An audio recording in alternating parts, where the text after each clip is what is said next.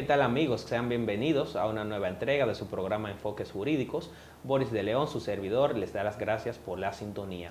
En esta oportunidad contaremos con la grata presencia del licenciado Luis Joaquín Ortega, quien es abogado experto en procedimiento civil de la firma Cáceres Torres, con quien hablaremos acerca del derecho de opción que tienen las personas, las víctimas de accidentes de tránsito, para hacer su reclamación en daños y perjuicios, a la luz de la nueva Ley 63-17. Un programa muy interesante para ustedes. Regresamos en breve.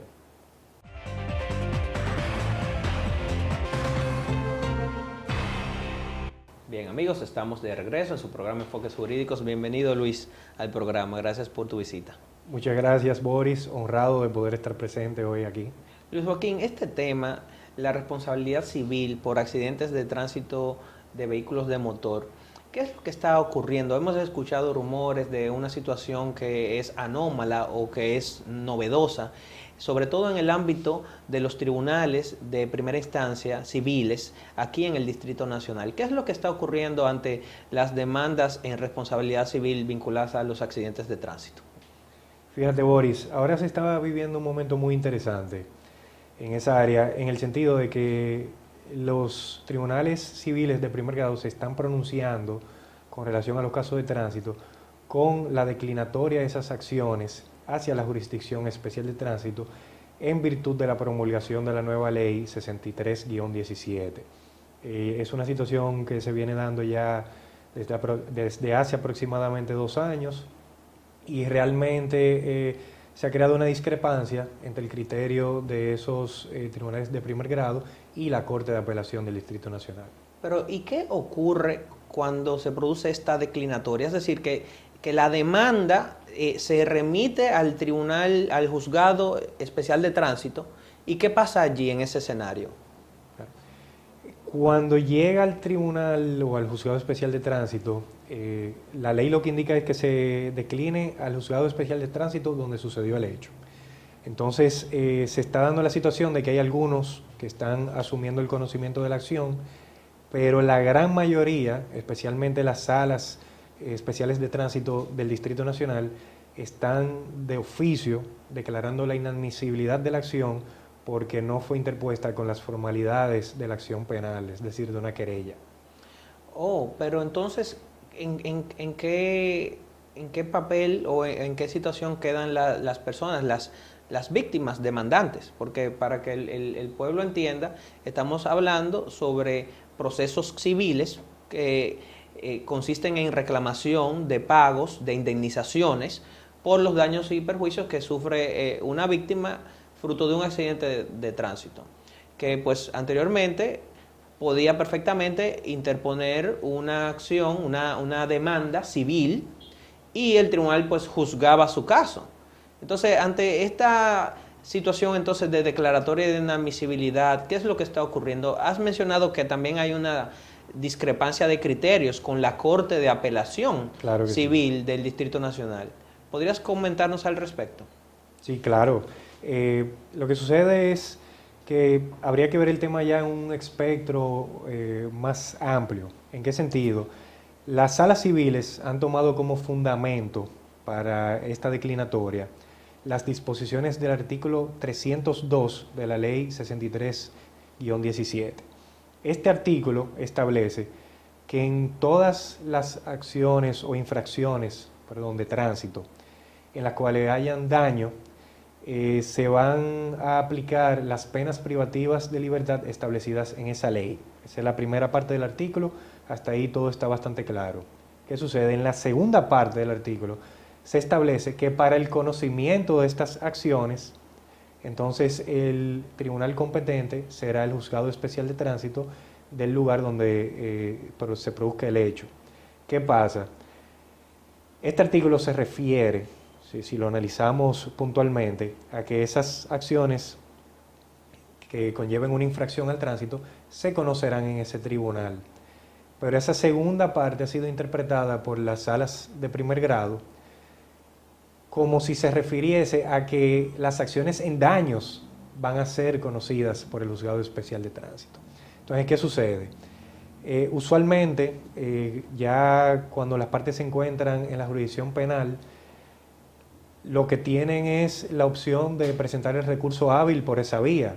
Sin embargo, si quisieran que su proceso permanezca en la jurisdicción civil, una vez sea emitida esa decisión, lo correspondiente es interponer un recurso de impugnación o le contradit. Es un recurso heredado de nuestra jurisdicción madre, la francesa, se contempla en la ley 834 y es la que permite atacar esas decisiones por incompetencia del tribunal de primer grado.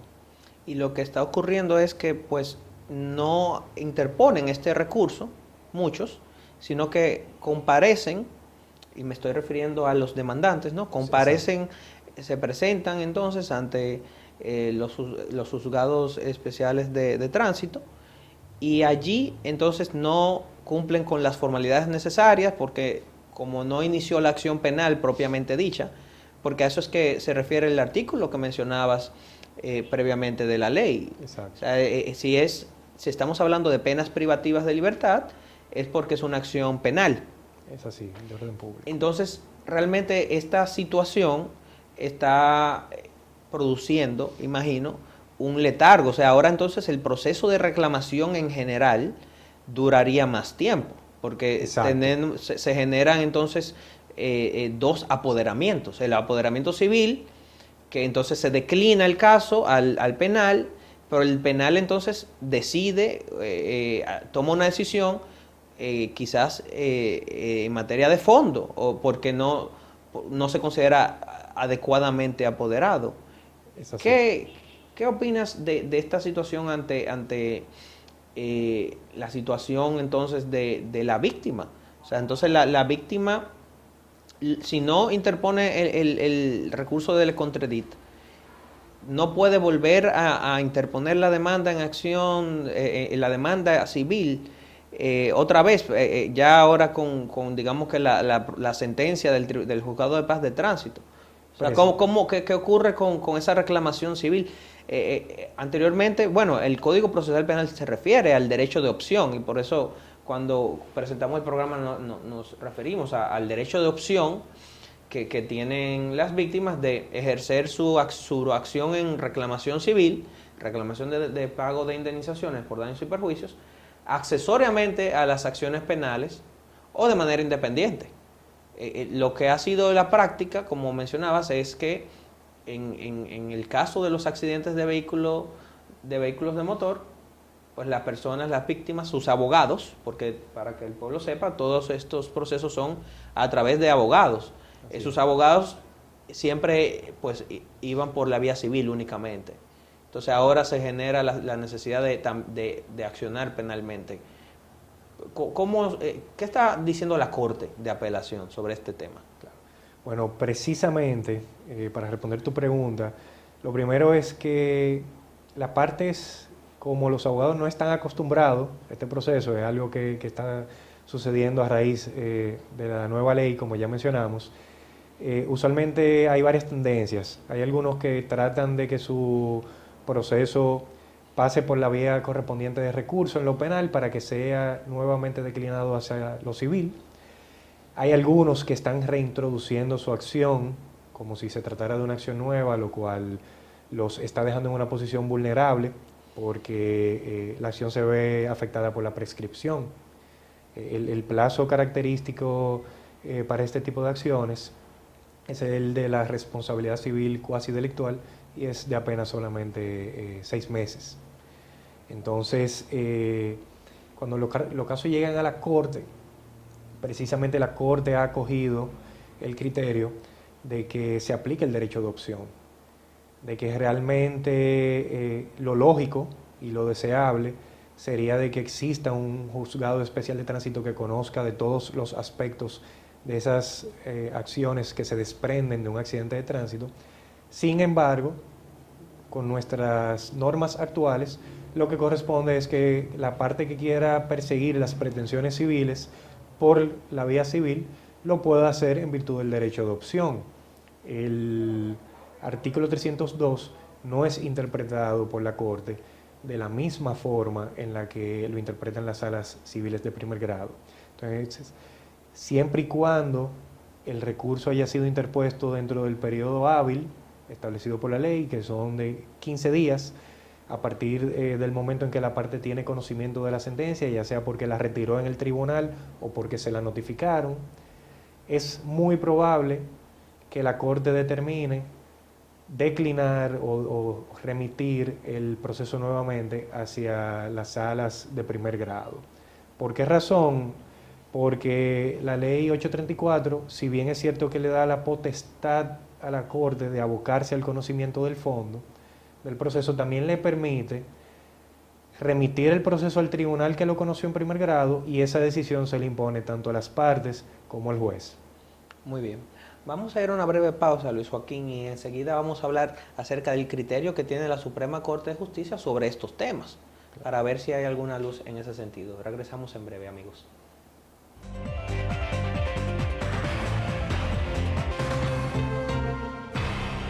Bien, amigos, estamos de regreso en su programa Enfoques Jurídicos, compartiendo con el licenciado Luis Joaquín Ortega, con quien hablamos acerca del derecho de opción ante las reclamaciones por daños y perjuicios derivados de accidentes de vehículos de motor.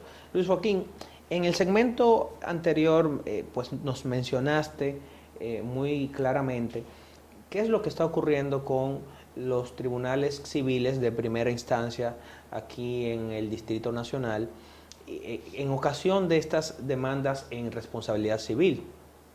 Y mencionaste también cuál es el criterio que tiene la Corte de Apelación cuando ha conocido los recursos de Le Contredit que se han incoado en contra de esas sentencias declinatorias, que son las sentencias declinatorias donde se le está enviando el expediente al Juzgado Especial de Tránsito. Pero ¿cuál ha sido el criterio, si lo hay, de la Suprema Corte de Justicia sobre este tema del derecho de opción que tiene la víctima de interponer su reclamación de daños y perjuicios de manera independiente o hacerlo de manera accesoria a un proceso penal? Claro que sí. Bueno, el criterio tradicional de la Suprema es precisamente ese, que las partes tienen un derecho de opción, que siempre y cuando las acciones sean interpuestas de acuerdo a lo establecido en el artículo, son procedentes, y que perfectamente las pretensiones civiles en daños y perjuicios se pueden perseguir por la vía civil, aunque el hecho generador de estos daños y perjuicios sea un hecho de índole penal. Sin embargo, con el tema específico que estamos tratando hoy de los accidentes de tránsito o de los daños y perjuicios que se derivan de un accidente de tránsito, realmente esa es una de las particularidades del tema, que realmente la Suprema no ha tenido oportunidad de pronunciarse, porque es una situación que se viene suscitando desde principios, quizás mediados del año 2018. Entonces, claro, ya le ha tocado a la Corte del Distrito, y tengo entendido también que la Corte de Apelación de Santiago ha arrojado mucha luz al tema, fijar ese criterio jurisprudencial como tribunal de alzada. Sí. Ya quizás pase el tiempo y lo que corresponde es que la Suprema verifique o ratifique o también varíe ese criterio establecido por la Corte. Esta es una situación muy interesante.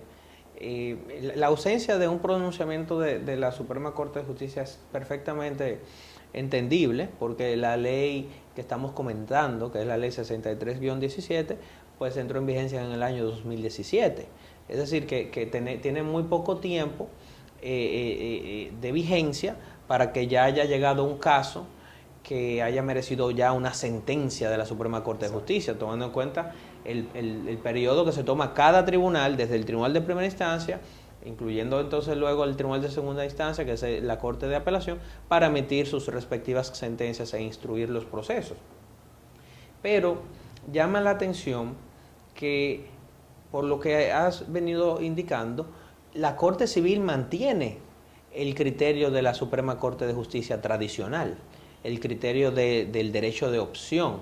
Lo que me llama mucho la atención también es que la persona, la víctima, que por ejemplo no haga el recurso de Le Contredit y se vea en el escenario penal en donde el Juzgado de Paz Especial de Tránsito dicte una sentencia de declaratoria de inadmisibilidad, pues se vean en una situación de desprotección en cuanto a lo que es su reclamación, porque es que el inicio del proceso penal en el ámbito de los accidentes de tránsito no es una acción pública a instancia privada, ni es una acción privada, sino que si hay una infracción penal, pues es el fiscalizador correspondiente quien tiene el monopolio de esa acción, con independencia de si existe una víctima que se constituya en actor civil o no.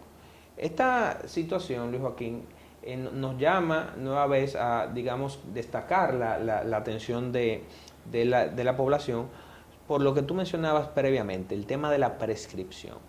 Si pudieses reiterar ese punto para que la población entienda qué significa la prescripción, porque ahorita mencionaba, bueno, pero podría interponerse nuevamente la reclamación civil.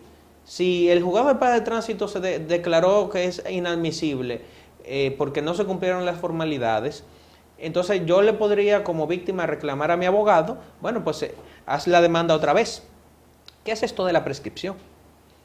Claro, fíjate, abordando el inicio de tu pregunta, realmente la Corte ciertamente mantiene el criterio establecido por la Suprema Corte porque entiende que ya modificar la ley para que claramente establezca que ese Tribunal Especial de Tránsito será el competente para conocer tanto de los aspectos penales como civiles, independientemente de cualquier otra competencia que tenga otro tribunal, sino que se cree puramente una jurisdicción especializada de tránsito.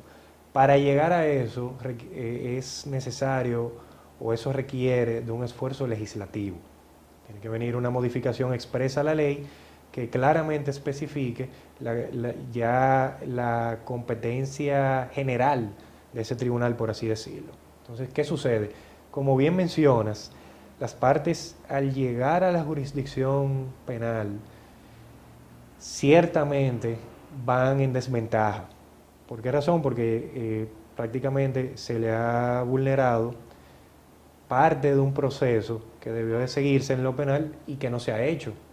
Básicamente es como tú comenzar a subir una escalera en el primer escalón o tener que subir al quinto de inmediato. O sea, claro, porque no se ha hecho ni siquiera la investigación. Exactamente. Entonces, puede ser una opción para las partes sí reintroducir su acción, pero ya propiamente con una querella y siguiendo las formalidades del derecho penal para que entonces puedan perseguir su acción. Ya ahí habría un tema más profundo a discutir, que sería la aplicación del artículo 50 y cómo influye el tema de electa una vía, ya que se trata de una acción que fue perseguida en primer orden, por la jurisdicción civil, pero ya eso es un tema a discutir en otra entrevista. Bien, y el tema de la prescripción como tal. Ciertamente. ¿Qué significa la prescripción para el pueblo? O sea, el pueblo, la población, una persona o un ciudadano sufre un accidente hoy. Y sufre daños, porque hay muchos accidentes donde los daños son meramente materiales y a veces los cubre el seguro, si tenemos el seguro. Afortunadamente. Pero sufrimos daños en nuestra integridad física.